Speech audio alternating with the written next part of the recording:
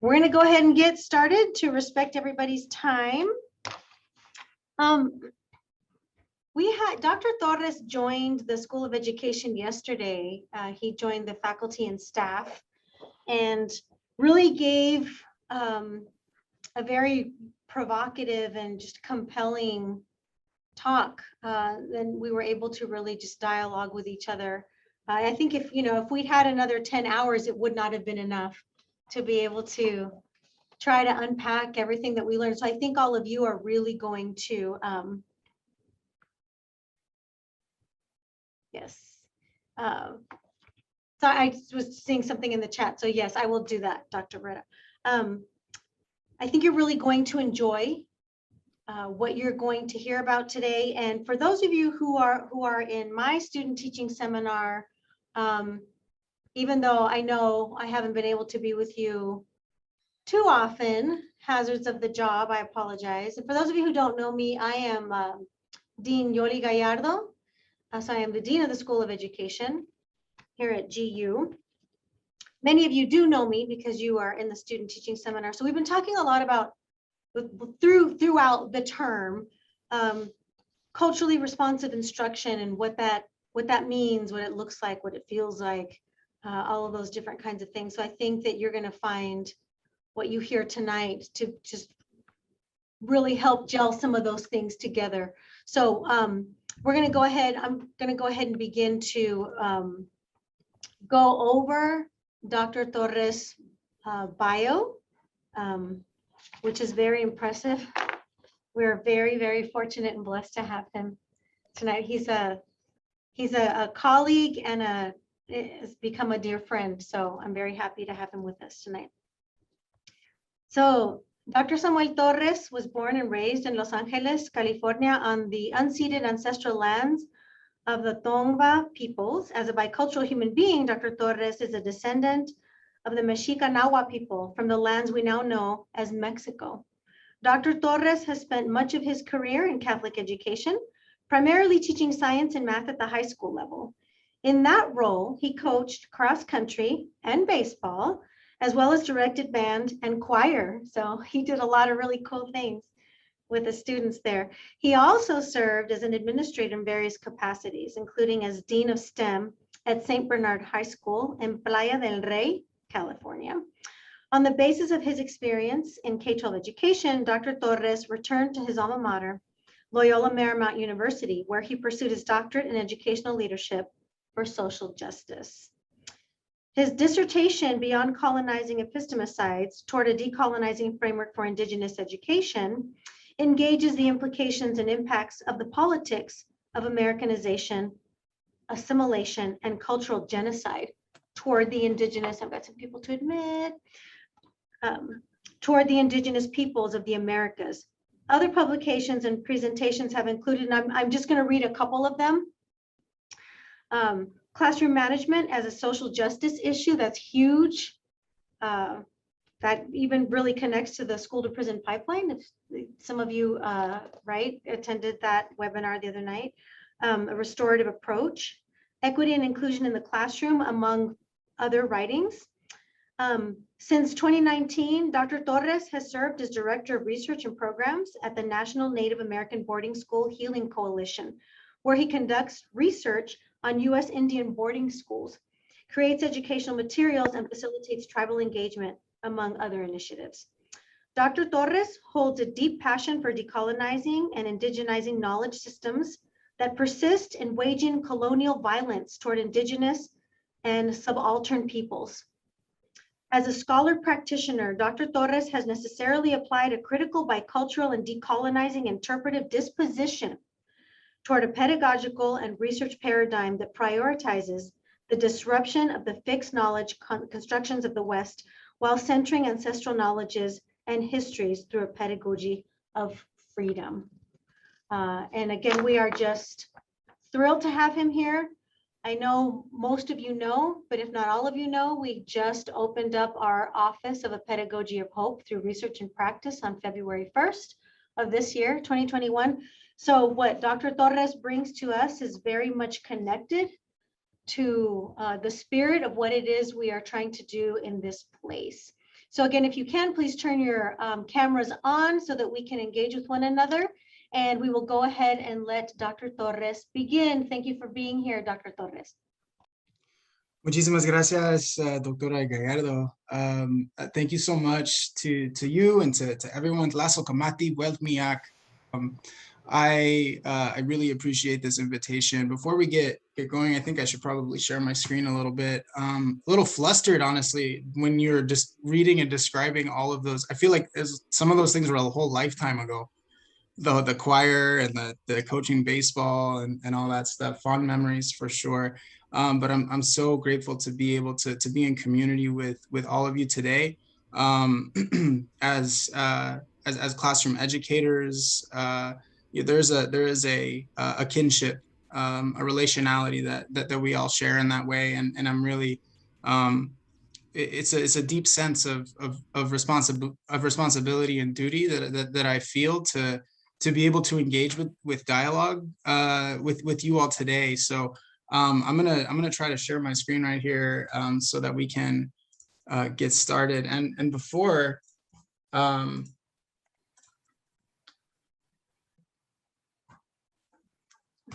do you see my notes? I bet you see my notes.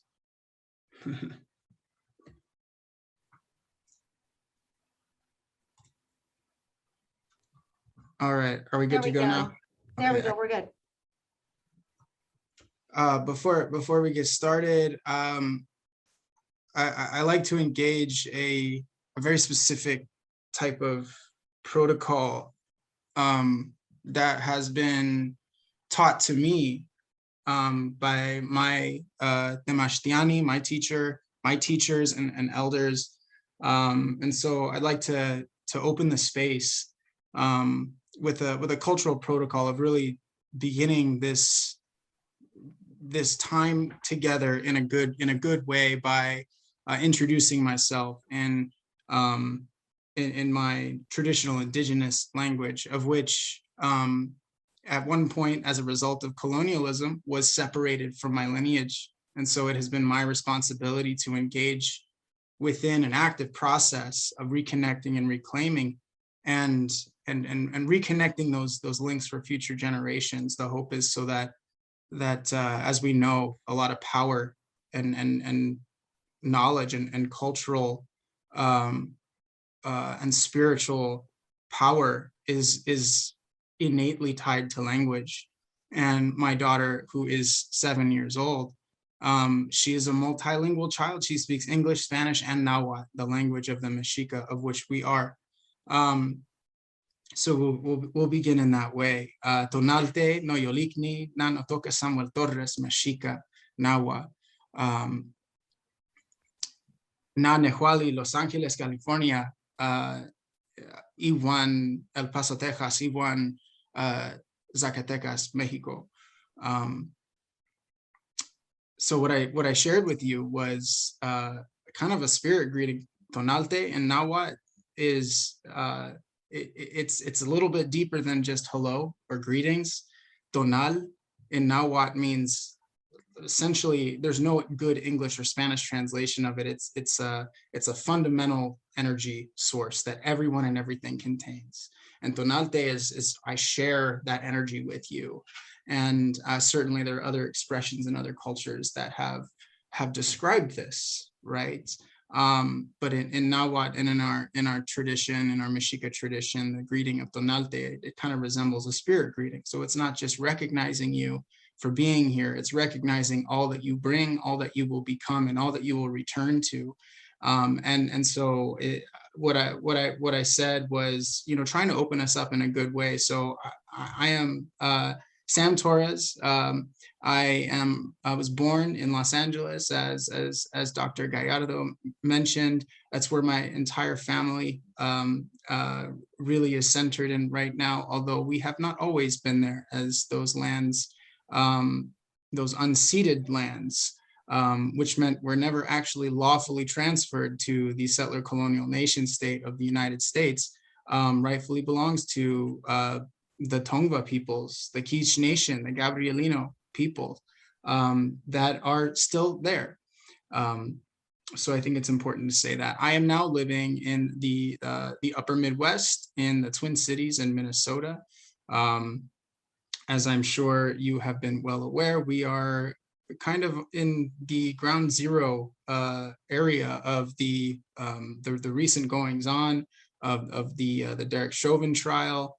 Um, you can feel the energy in this place, as you can with most very big types of events. I'm sure you can feel it where you are too. The implications were certainly really vast, and we will be talking about that a little bit kind of going forward as we discuss engaging dissident dispositions. And I think it's really helpful to invoke some powerful reminders from scholars that have really helped our understanding to inform us, inspire us, and to guide us to where we would like our practice to be, where we want our students to be able to continue to expand their consciousness and to form a world, to transform a world that we want to be in, that is more equitable, that's more just, and to do it in a good way, in a way that actually creates meaningful change. As we will discuss today,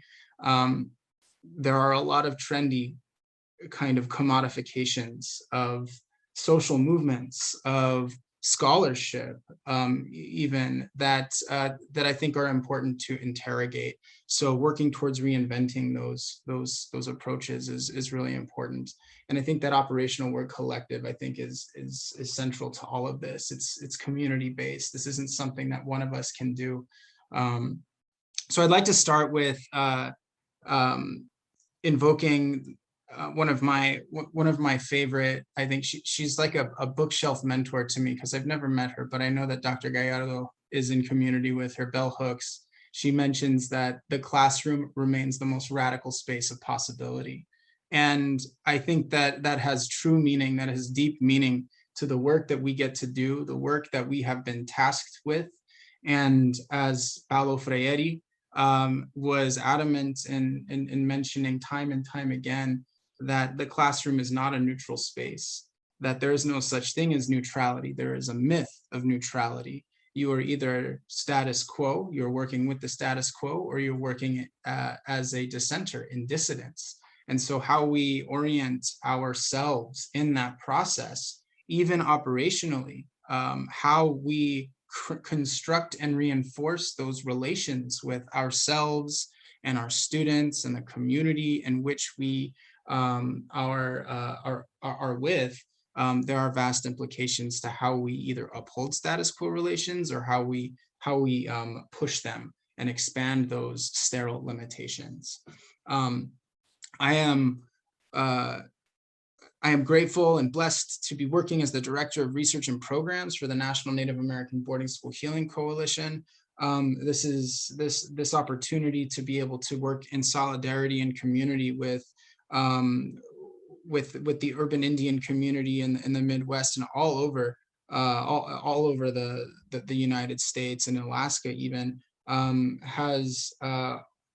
has offered me many opportunities to be able to expand community and to reimagine community in ways that were previously in my mind inconceivable. And so I've been able to develop and evolve my practice and my praxis in ways that it's an ongoing journey. And so we're going to discuss some things today that I think touch upon that notion of constant reimagining, constant evolution. And in Mexica cosmology, I discussed this a little bit with some of the faculty yesterday. We like to look at things not necessarily in massive quantum leaps or changes. Change is always constant. We know this, but in Western constructions of knowledge, in Western epistemology, sometimes change can be really threatening. And so the topics that we'll discuss today, if you find yourself, your identity, if you find your being, your practice kind of being caught in the sights of criticality, I don't want you to, I urge you not to take things personally, if I looked at myself as a second, third, fifth, eighth year teacher even, and interrogated my practice from this perspective of where I am right now, I'm sure there'd be certain elements of that where I wouldn't be, I wouldn't be too thrilled about, and that's okay. Because I like to look at it as a way of how are we continuing to push the limits of our own consciousness, of our own understanding.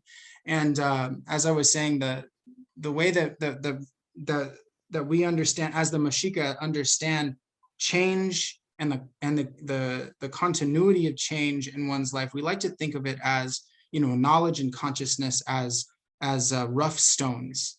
And instead of changing things, throwing things out and bringing new things in, which can be extremely threatening at times, and sometimes massive overhaul is necessary. And we'll talk about, upending structural change and being able to discuss, creative and collaborative methods toward that end. But within ourselves, we have knowledge, cultural identity pieces that I like to think of as rough stones, and it's our duty as individuals and for each other. So individuals for the collective, right? Because you can only take care of each other if you can take care of yourself. Once you take care of yourself, I like to look at those stones as our task is to polish those stones.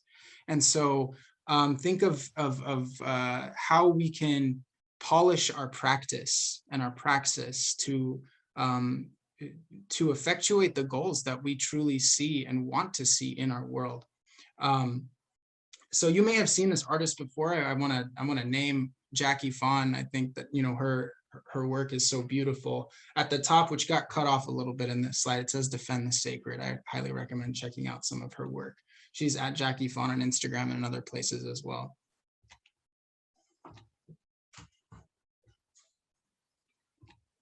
So it's important to me to share with you a little bit about my perspective, how my praxis is informed by my identity. And one of my mentors, who she's an Anishinaabe in the nation state of Canada. If you're interested in research methodologies and trying to figure out how to find what resonates with you, I'd highly recommend looking up her book, Kandasuan. It's a word in Anishinaabe that means how we come to know. And Kandasuan opened my eyes to a lot of really important concepts. The importance of she calls the concept of location. And it invokes this notion that our worldview and our roots are informed by our ancestral lineage, our personal political history, our cultural makeup, our nations, our native nations, the sacred laws that govern our care of Mother Earth, and so on. But ultimately, our location resides in our roots. It's not simply something that is referred to as proximity, but is how you have come to know and be in the place where you are. It's ultimately an orientation for how you are searching for knowledge and how you're inviting others to search for knowledge. And to call on Paulo Freire again, without a sense of identity, there can be no real struggle. And so I think it's important to be able to center that in a way that informs your struggle, in a way that informs your consciousness. What I'd like to share a little bit about myself then within that location is that family education, community, and social action are elements that I don't see as hierarchical. These are all interweaving, interpolating notions that represent my practice and my, sorry, my dog is trying to get out of my office right now. I'm so sorry.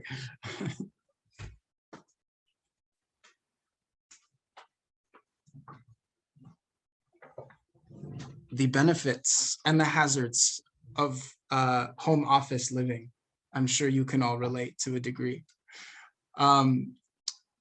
So I don't see these as hierarchical. I don't see these as separate. I see these as informing one another. And you'll see that I'm standing in both of these images with my daughter, my 7-year-old daughter, Evitsin, Evie. And in the top one, we're sharing we're sharing in ceremony. This is a Huitzilopochtli ceremony, a winter solstice ceremony that happens every year, and we're dancing a sacred corn dance, which is called Simpli. And we have the opportunity, when we're invited, to lead these dances, these danzas, and sing our traditional songs together. And we do this in community. Very blessed to be able to have this community in our lives here in the Twin Cities.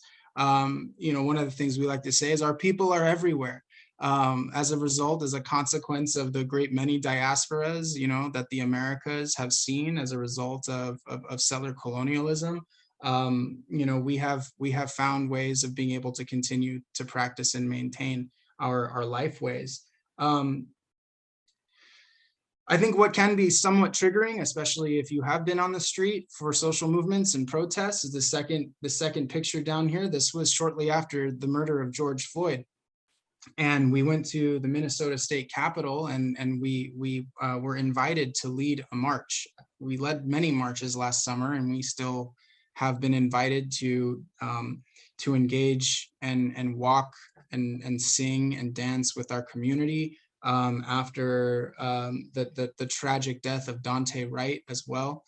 We were there last week, but I think it's really important to see that our work our collective work together as educators, as community members, as intellectuals, as researchers, as whatever you call yourself to do in this world, that there are intersections that have vast implications for how are we standing up for people in our community? What are we doing beyond the often shallow confines of performative allyship and hashtag activism and elements that we have seen pop up so frequently, corporate activism as well, that I think often has been very tedious and in many ways diluted messages that have emerged from social movements, doing a lot of damage. As you can see here, we have our feathers, our ayoyotes, the seed pods that we wear around our ankles, and our traditional danzas and cantos, our songs. And we were met with surveillance and zip ties and riot gear. And this has been sort of a pattern that we have seen in not just in Minnesota, not just in the Twin Cities, but all throughout the West, and in places where capital and private property are being valued more than justice, than the lives of our neighbors and our relatives. So to me, these are not separable. And then, of course, every opportunity that I have, this is my great grandmother, Hilaria Quintero and Jose Quintero. I bring them into every conversation, every presentation that I have, because the story of how I've come to be able to have these conversations really began with my interactions with her. We were in each other's life until I was 10, and though I didn't understand what she was saying to me with her words at the time, she spoke a complex of Spanish and Nahuatl to me, and I would always walk away from those conversations not necessarily understanding what the words were, but walking away with that feeling of community, that feeling of spiritual and emotional entanglement that is very esoteric and hard to explain. And so I want to be able to honor her in this space right now. Abuelita Lala is what we called her, so I think it's really important to name that she, as one of my teachers, as a dear relative. So I think before we move on, I would like to interrogate this notion, right? What is hope? How do we describe hope? What's the function of hope in our society, and what does a pedagogy of hope look like to you? How do we cultivate a practice of hope in our communities? I invite you to actually, in the chat, just give me some examples if you're so called to do so. I would really love to see that. What does hope look like to you? Dr. Gallardo and I have, like I said, been in community for some time now, and discussing elements of why the office for the pedagogy of hope, and what does that mean, and where does it come from. And I truly believe in the mission of the office, and in the inevitability of a center for the pedagogy of hope. I really do believe in this mission, and I want to kind of align these notions of hope with the Freyerian tradition of hope, which is so distinct, which is so unique. Hopefulness, right? Or the struggle for hope, refers to the denunciation in no uncertain terms of all abuses. As we denounce them, we awaken in others and ourselves the need and also the taste for hope. So hopefulness empowers us to continue our work, to exact our work for justice, even as the forces of injustice may gain significant amounts of power, if for but a time. Hope is that axis, right? That ontological axis that can animate those realms of possibility. So to call on Paulo Freire again, right? It's imperative that we maintain hope even when the harshness of reality may suggest the opposite. So operationally, hope precedes transformation. There is no change without dreams, as he states, as there is no dream without hope. This is to say that we do not struggle without hope. Hope in the sense of commitment, right? Of passion, of fervor, not the idealist, positivist orientation of hope, as in, I hope someday that we have flying cars, right? Or perhaps in my case, something that I'm really relating to right now as a gardener in the upper Midwest. I was a gardener in Califas in Southern California, right, which had no winter. It was open season gardening all year round. I hope that my seedlings that I just planted do not suffer the ill fate of a spring frost. That's what I'm feeling right now. That's not the same type of Freyerian hope, though, right? But rather that Freyerian tradition in the ontological manner, engaging hope to act in the world to transform oppressive conditions and expand possibilities for social justice. It's a much deeper sense, right? The struggle is not just ideological or symbolic or, a hashtag. There are real consequences. There are real material and psychological consequences for the poor, for the marginalized, even for the rich, even for the middle class. Solidarity is a concept that we're going to be talking about shortly, right? And there are real consequences for all class systems. But Freire embraced hope and possibility that we could exist as full human beings with the freedom to live passionately with an increasing solidarity between what I love this, with the increasing capacity, increasing solidarity between the mind and the hands. And I think that's really important. It's really evocative because it inspires us to animate ourselves, to move beyond our comfort levels. So inherent to this process must be the commitment to emancipatory values of community that can sustain a universal understanding of the human kinship and solidarity among the people within and across cultural communities. So your struggle is my struggle, right? That the notion of intersectionality is incumbent within this call, within this pedagogy of hope. And so it really does describe this collective work that builds community power, mindful not to reinforce systems of domination and imperialism, racism, sexism, classism, elitism, all of the isms, right, that plague our societies and have massive consequences for subaltern populations. So what do we do with this then, right?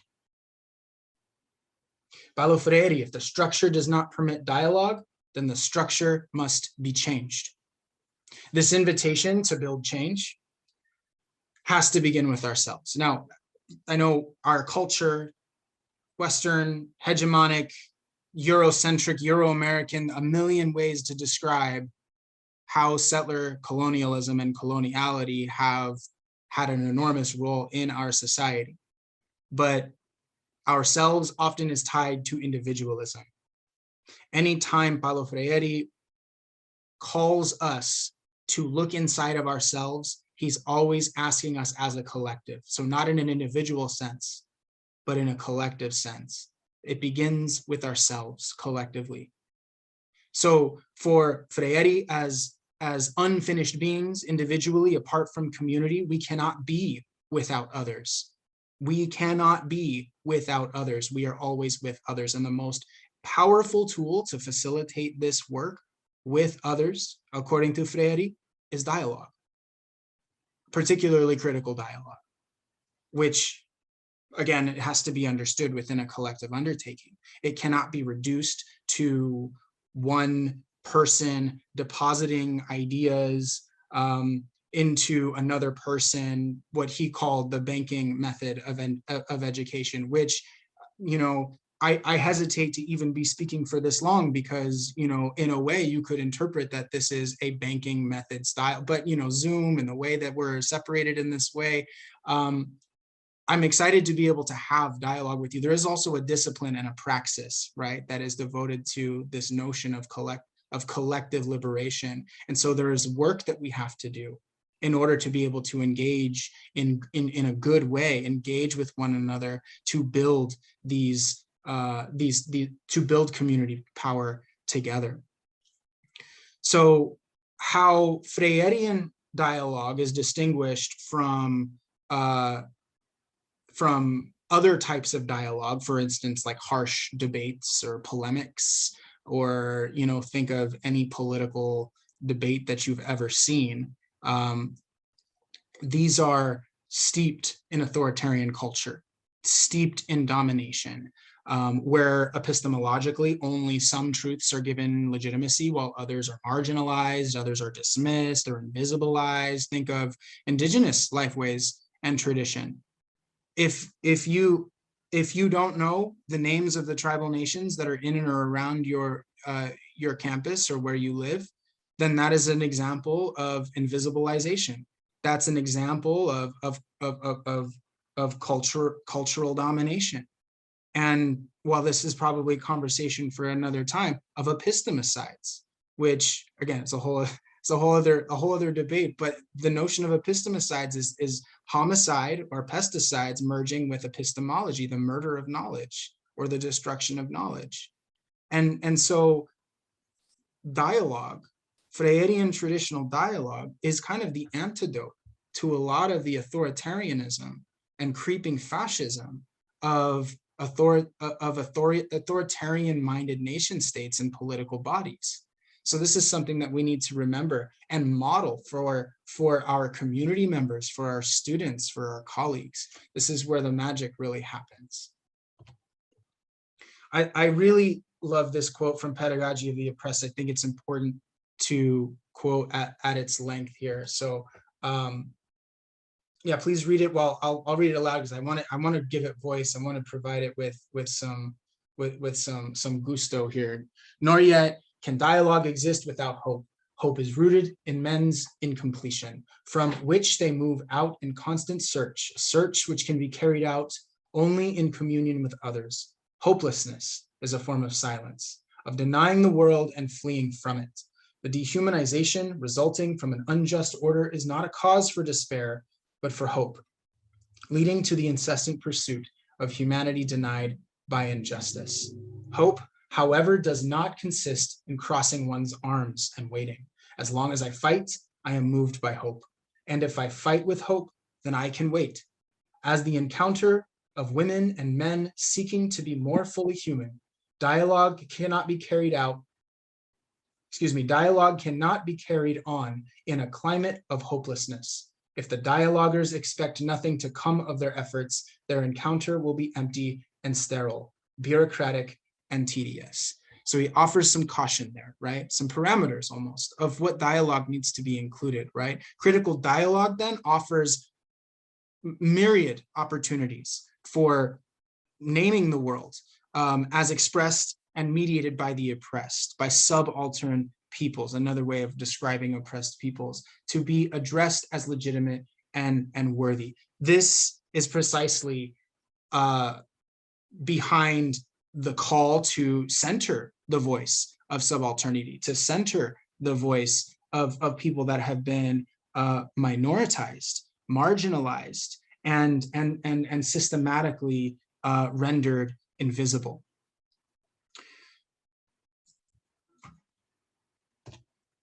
So I want to do a quick vocab check, because this is these are terms that we may have seen before. We might have more of a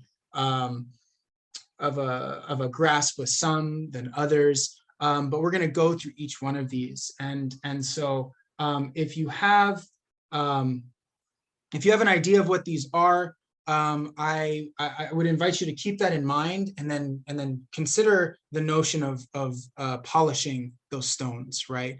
Because we have so many opportunities of being able to understand what these are, and how to amplify them, and how to engage them in our work. So, social justice actively seeks to recognize the diversity of the world and the complexities and complicities associated with racism, sexism, homophobia, classism, xenophobia, and settler colonialism. A critical consciousness of social justice necessarily problematizes economic, social, and political inequalities and works toward restructuring systems that address those inequalities, highlighting restructuring systems. This is not the same thing as the NFL spray painting NFL for social justice in the end zone. This is not the same thing as posting a black square on Instagram, right? That's not social justice. That's performative allyship. That's hashtag activism, right? And I don't want to belittle social media, right, or our use of social media as what not to do, because I don't believe that at all. I don't think that's the case. There are many powerful examples of being able to engage social media and digital citizenship, I guess you could call it, for a positive end, right? But if it ends there, right, then these elements are being commodified, right? So again, something to think about. Solidarity, fighting alongside of the oppressed to transform the material and psychological realities of inequality and oppression. True solidarity is achieved only when one abandons the interests of the oppressor and commits themselves to collective struggle for transformation. This notion of solidarity, which kind of gets used a good bit now, I think, in contemporary circles, and of course it has its roots in that go back hundreds of years. Solidarity often means, especially if you're in a privileged social group, often means stepping aside and leaving room for somebody else, right? And for those of us that are in education, those of us that have decided to devote our lives to teaching and the struggle in the classroom, I would imagine that this conversation in your mind has played itself out perhaps more than once. And for that, I think that's a good path to be on. But when we are, especially in a society, in an age of individualism, where social media kind of gives one the opportunity or the possibility for shining a spotlight on oneself, it can be a literal minefield, right? An intellectual minefield, a cognitive minefield of going through the world and what am I doing to show up? How ought I be seen in this struggle? Do I celebrate my own desire to demonstrate these efforts to be in community? What does being in community look like? Why are we engaging in struggle? So these are cautions and warnings, right? Not just to, as I used to be a kid, right? I used to be as the kids say, do it for the gram, right? Let's make sure that we're not just doing that, right? And that's a really important concept to continue to be mindful of as we polish the stones of our practice. So solidarity is very important. It also means that sometimes what you're fighting for often means that it's going to invite you to step aside and center someone else's experiences. And so examples of this are, expressions of mutual aid, right? Showing up in the streets for certain aspects of a protest or of a social movement that you might not be centered for, but that you're still needed to be in that space to create and share space with others. So solidarity has a lot of different kinds of forms. Praxis should be seen as the reflection and action directed at the structures sought to be transformed, this cycle, right? Through praxis, oppressed peoples can acquire critical awareness of their own condition, engage with horizontality meaning the destruction or the disruption of hierarchies, of power asymmetries. And so working with one another in a horizontal way, where nobody is above or below anyone else in that struggle for liberation. And praxis is a central element to that Freyerian pedagogy of hope, and helps to illuminate that dynamic and mechanism of oppression. Coloniality, this one I think is a really important one to recognize and to reflect on. Coloniality refers to the complex of modern forms of exploitation and domination long after the termination of formal colonial administration.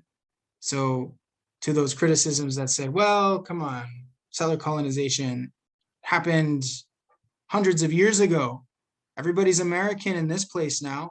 Let's just focus on the future. And these are dismissive tones that are allowing the ongoing exploitation and genocidal orientations, essentially, of Native, immigrant, and refugee populations and experiences in a settler colonial nation state. As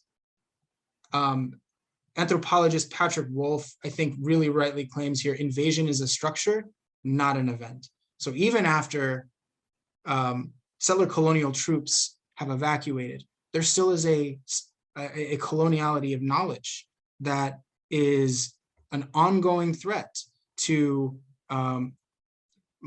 minoritized populations. We see this in a variety of different expressions. The coloniality of being, what is rendered legitimate, what is rendered what is rendered as important or valued more. These form the attitudes and beliefs of a national culture to a nation state that govern the legitimization of being, of gender, of sexuality, of relations with one another, of neighbors, of teacher to student, of student to teacher. And so as a result, it's our duty to be able to continue to question and interrogate the impacts of coloniality in all aspects of our life. So I think it's important to remember, invasion is a structure, not an event. And the coloniality of knowledge that supports the coloniality of being, of gender, of sexuality, of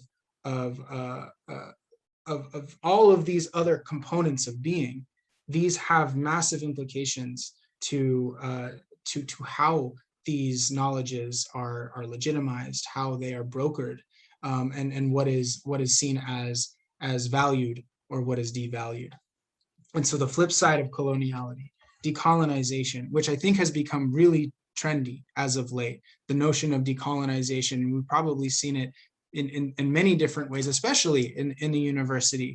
And I'm not saying this to be a call out for anyone and for anything, but I think it's important to recognize that when we casually throw words around, like we're going to decolonize the break room, or we're going to decolonize my spice cabinet. Oh, don't use that one. That's a really bad one, right? The whole wars have been waged over spices before. We know this, right? This is the very mechanism behind settler colonialism. But to decolonize student thinking or decolonize your curriculum, these are, I think, very seductive and trendy ideas that people are trying to bring oftentimes really important conversations to have, but oftentimes decolonization gets subsumed under social justice. And these are not the same thing, right? Social justice is a really broad framework meant to interrogate inequality, right? But decolonization, if decolonization does not involve the critique of settler colonialism and its impact on the land that was taken and stolen from indigenous peoples, that this is indigenous land, if it doesn't involve if it doesn't involve the critique of coloniality, both material, psychological, knowledge of being, gender, sexuality, of the land, the relationship to the land, then it's being used as a metaphor. Decolonization in the settler colonial context has to involve the repatriation of land, simultaneous to the recognition of how land and relations to land have always been differently understood and enacted. This is sort of the premise of the land back movement. Another important social movement, political movement that I think gets misunderstood and misinterpreted. What does land back actually mean? It means a lot of different things. And depending on what tribal nation, what indigenous community is describing, land back could be it could be as literal as deeding over your property. It could be that. I know that's unsettling, right? That can be threatening to some folks, right? Land back can also be as complex and nuanced as allowing indigenous peoples to care for the land. What we're seeing in Minnesota right now is the struggle over the Line 3 pipeline, Enbridge's Line 3 pipeline, where indigenous peoples are going to these sites, these sacred sites of indigenous land. In many cases, these are tribal lands, and we don't get to tell tribal nations how to govern their land because they are sovereign nations. Tribal nations have the sovereignty to be able to determine exactly what they use that for. But individuals, corporations, communities, we all make decisions sometimes that have impacts on other people. And so, if these pipelines that are running through indigenous lands, if somebody signed off on that, let's say tribal council did approve these pipelines, people still have the connection to the land that they deserve the right, where they have the right to be able to defend that land as it relates to the understanding and the relationship between how oneself and their community is in relation to that land. So decolonization, if it doesn't involve that in name, the connection to indigenous peoples in the land, it should not be utilized, right? These are important distinctions to make. So just these discussions that are made without mentioning indigenous peoples, indigeneity, the struggle for recovering sovereignty, they do more to metaphorize, right? To create a metaphor of this notion of decolonization. It strips it of its meaning. It strips it of its power. If we mean social justice, we should say social justice. If we mean standing in solidarity with Black lives, then we should say that, right? Decolonizing the police is absurd because decolonization means the police don't exist, right? So we should say, then use other terms, abolish the police. If that's what you mean, let's use those words instead, right? Decolonization has its own distinct meaning. And what is really important in to help understand this a little bit further, I encourage you to visit, I believe you can find this on like scholar.google. It's a seminal work that gets referenced, pretty frequently within the ongoing struggle for decolonization by Eve Tuck and Wayne Yang. It's called Decolonization is Not a Metaphor.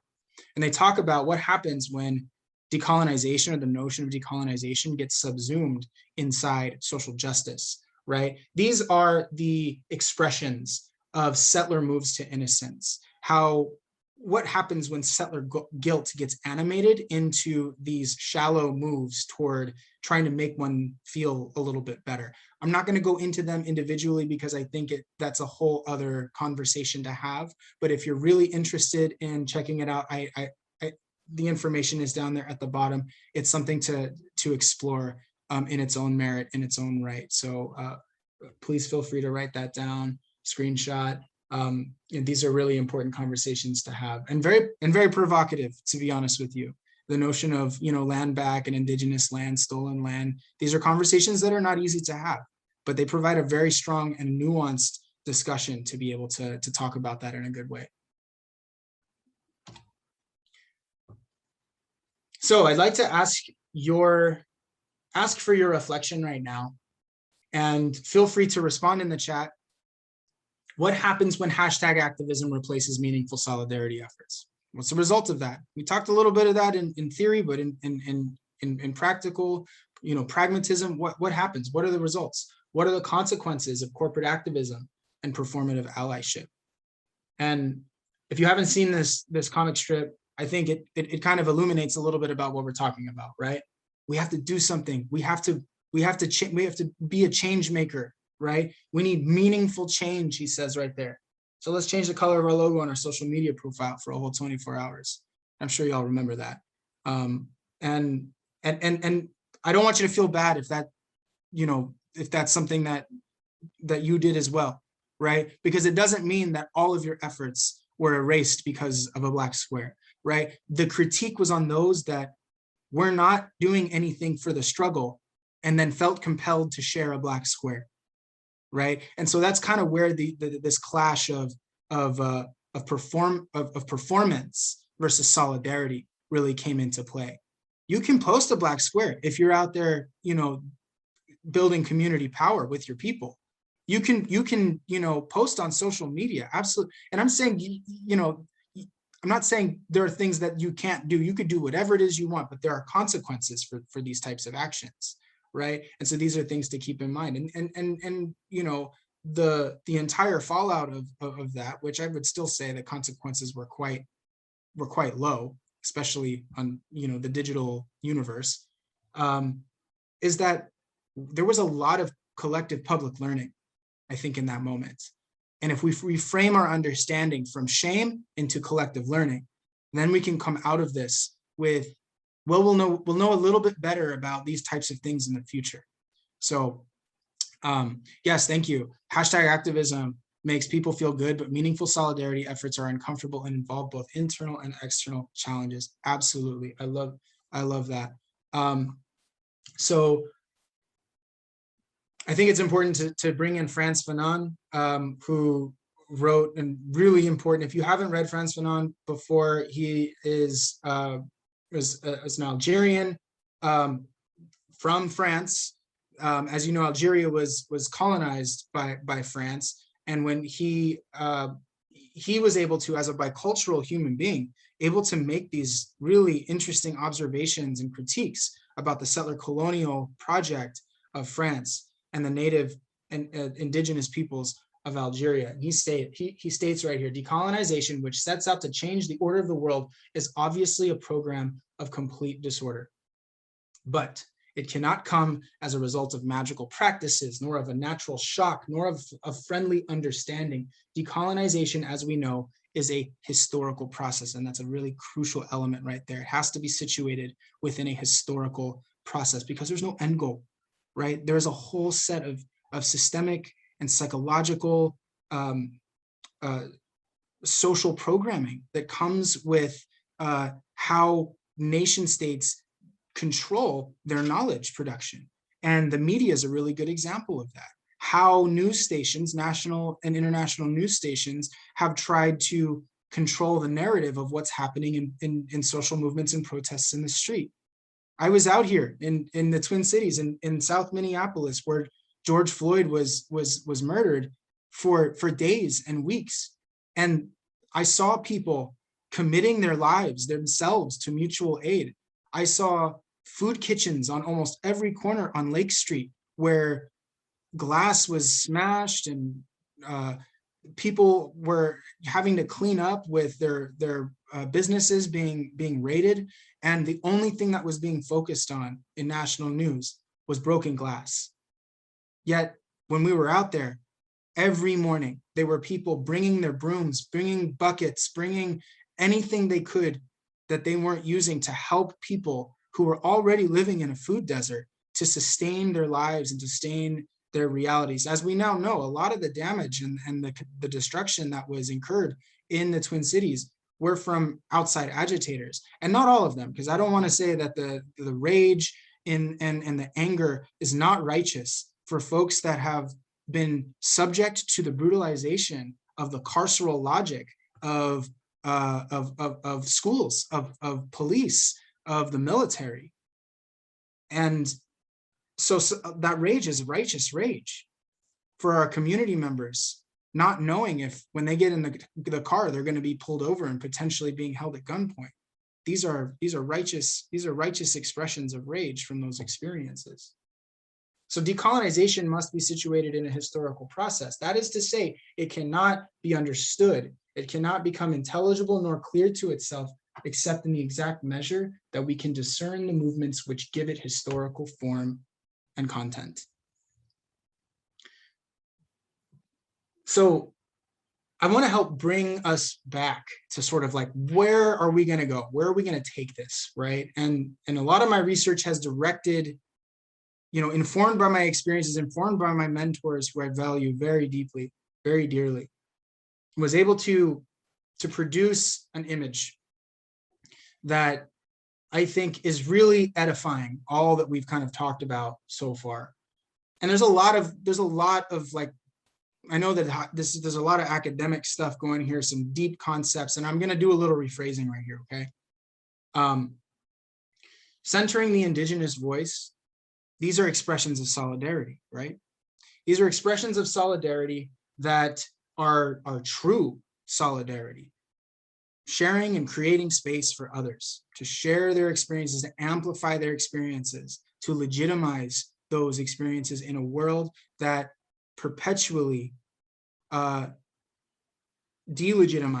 invisibilizes, and marginalizes. When we practice true solidarity by centering the indigenous voice, that in tandem with telling the truth about historical oppression or naming the politics and the economics of coloniality, of colonialism, allows us to be in a place where we can unmask unchecked attitudes and beliefs that perpetuate inequality, or in another way of saying, demythologizing hegemonic beliefs. When we are at that place, that opens up the possibility for engaging in dissident dispositions, disrupting status quo relations. And when all of these are interweaving and interplaying together, they are strengthened and open up the doorway for transforming hope into possibilities. So feel free to, reflect on this a little bit. I'd love to be able to take some questions, or be able to open up this into dialogue. But one resource that I think, if there's one thing that you can do to take away from this moment right now, is to kind of take a dive into this book right here, The Student's Guide to Freire's Pedagogy of the Oppressed. This is written by my dissertation chair, dear relative, and mentor, Antonia Darder. She's at Loyola Marymount University, another Jesuit school in Southern California, in LA, who worked very closely with Paulo Freire, right? Like Antonia and Bell Hooks, kind of seen as like the proteges almost, right, to Paulo Freire, and have been continuing to contextualize the movement, his messages, and to further the work and expand the limitations of that. So Tlaso Kamati for your attention, for your presence, for your community right now. And I think that's a good point to stop for this moment. Thank you so much, Dr. Torres. Do we have any questions? Any curiosities? What are you all thinking about right now?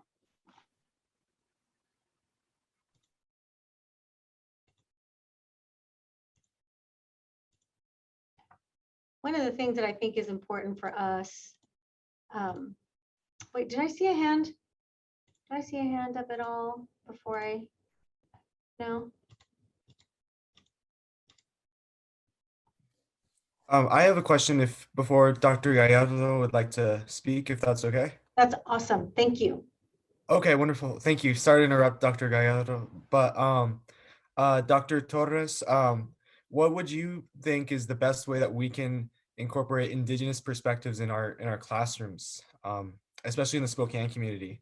Because personally, when you talked about us, perhaps not people knowing the indigenous history of the time immemorial of the Spokane people, I had to check myself, and I didn't think to realize that I don't know much about the Spokane history and the tribes. And so I guess maybe educating ourselves first would be, not to answer my own question, but what are your thoughts about that? I really appreciate that question. I think it's an important one because it's probably one that a lot of us have had before. And you know, in some ways, that's a question that can feel quite threatening too, right? Because it requires a lot of vulnerability to be able to engage in a concept, engage in that which there's really, you know, you can't just go onto Wikipedia and try to figure out, you know, information and knowledge that has been um, ultimately uh, systematically kept out of the light. And so, you know, one of the things that can be done, and I know is always greatly appreciated, is trying to reach out to regional communities, asking what can I do to learn more. You know, and building a relationship, because relationships are extremely important. They should be important to all people, but they routinely are, you know, the centerpiece for you know, engaging and interacting with Native peoples. Relationship is everything. And so I would say that first and foremost. Secondly, I'd also like to say that, you know, we're all indigenous from somewhere, each of us here, even those with, you know, even those, and especially those that have roots to Europe. It's only been the last couple of years that Western forms of settler colonialism and domination have been the expressions of which modernity has emerged. And at one point, all over the globe, there were indigenous peoples practicing earth-based epistemologies. And so I also have, you know, Celtic blood, you know, on my mother's side, you know, have ancestors from Ireland. And if you look at the indigenous peoples of Europe, you know, in particular the Celts, in this, you know, in my instance, these were also earth-based epistemologies, ways of knowing, being in tune, in being in relationship with the land, in cyclic nature, as opposed to the ever evolving positivist epistemologies or orientations of the West, which states that every year that we go, more research, more technology, it's going to get better and better and better. And we see this time and time again. Better for whom, right? And so if we look at it at a collective lens, that positivist notion of the broad scope of the history of the world, it's a farce, right? Because what positivism celebrates is exploitation, extraction. We have iPhones now, but this place right here has iPhones. A certain class has phones and technology. Who's putting that together? Who are the people that are mining those materials? And so land-based methodologies, land-based epistemologies, they're all over the world.